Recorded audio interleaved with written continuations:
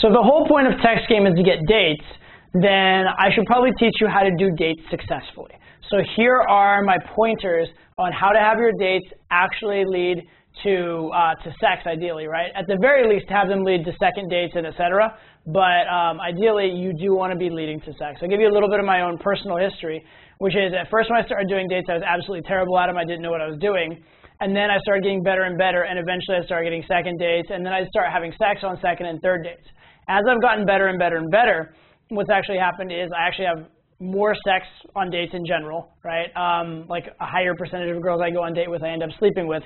And also, it's really shifted towards the first date. So funny enough, it was like at a certain point, I would get a lot of second dates, but I wasn't getting a lot of sex on first dates, and maybe I'd be sleeping with like 60% of girls I go on dates with or something like that. Over time, I got to the point where I was sleeping with like 90+% of girls I was going on dates with. But the funny thing is, any girl that wasn't sleeping with me on the first date would like never see me on a second date. And there are things that I've learned to do over time, and I'll talk about them a little bit, where if you slow it down and you specifically know that it's not going to go on our first date, you can make the second date happen. So you can change your strategy for that.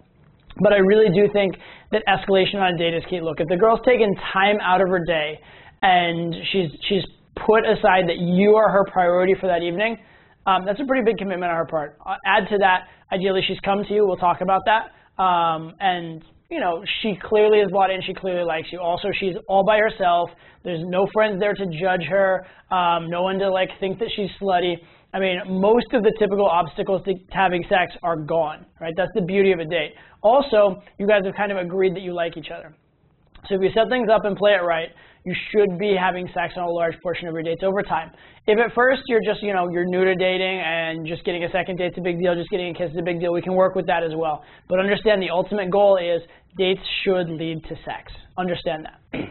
So with that said, that tells us a few things about what's important on a date. First thing is logistics matter, okay? You want to meet the girl near your place, if at all possible.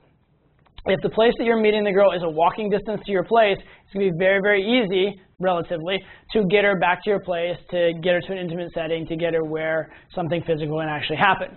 If it's near her place, that's probably the second best option. Way, way, way second best. Like first best, second best, way down here. But next to or near her place is viable, especially if you happen to know that she lives alone or those kind of things. That can be a workable option. The worst place to meet, and what you should definitely avoid, is meeting somewhere in the middle. And girls will suggest this kind of stuff all the time. They're like, oh yeah, we're kind of far away, why don't we meet in the middle? That is terrible, because at the end of the date, there's going to be that moment where you're going one direction, she's going the other direction, and there's no plausible reason for you to go the same way.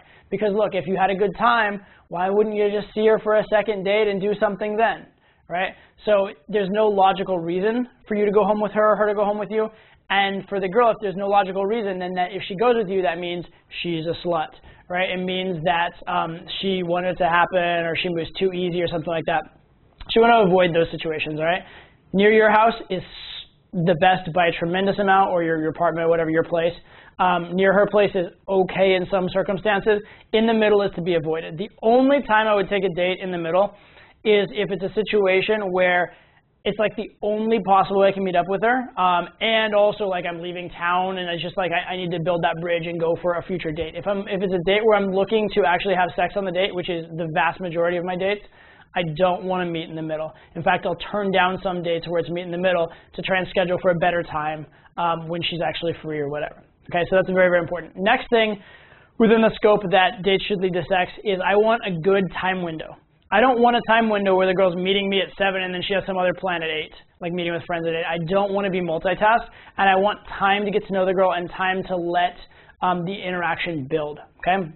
My philosophy in game in general, especially on dates, is if the girl's going to hang out with me for like 4 or 5 hours, we're for sure having sex. If she gets that sample of my personality, gets comfortable with me, I'm going to talk about it in a second, but the slow, gradual escalation that I'm going to do, if she's just subjected to that experience, she's very, very, very likely to sleep with me. But the problem is if we start down that path of things getting closer and closer to sex for an hour or two and then we cut it, now all of a sudden she's leaving and she's like, oh shit, next time I see him we're definitely going to have sex, and she'll be actually really nervous about seeing me again. So I want to make sure I have a proper time window. That's the other thing when I'm setting dates.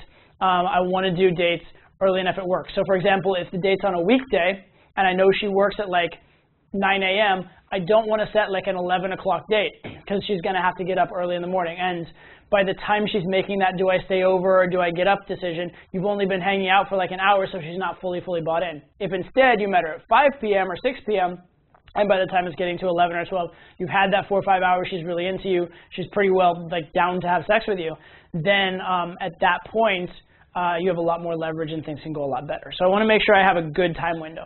With that said, one of my favorite times to do dates actually is early afternoon on the weekends. Right? Early afternoon on a Saturday is amazing. Early afternoon on a Sunday is amazing. You have all day. You have this experience of like getting to know each other. Day fades into night. It's this wonderful like romantic sort of journey. So I really, really like those as well. But in any case, make sure that you have good logistics and make sure that you have a proper time window. It's super, super, super critical for if you do want to get laid. All right? Next thing on the date, you need to think about the level of escalation. If you're not super comfortable escalating, my suggestion is go to a place where you can sit next to the girl and it makes sense to get physical. This is a big thing for me. When I first started dating, for my first 9 months, I had such a hard time getting physical and a really, really hard time kissing the girl, right? And so what I would do at that time is I would always sit next to the girl because by doing it that way, I could touch the girl. It was natural. I could make out with the girl on the date. All those kind of things. Funny thing happened at a certain point when I got really good at dating. So I was getting like very few results on dates, a lot of second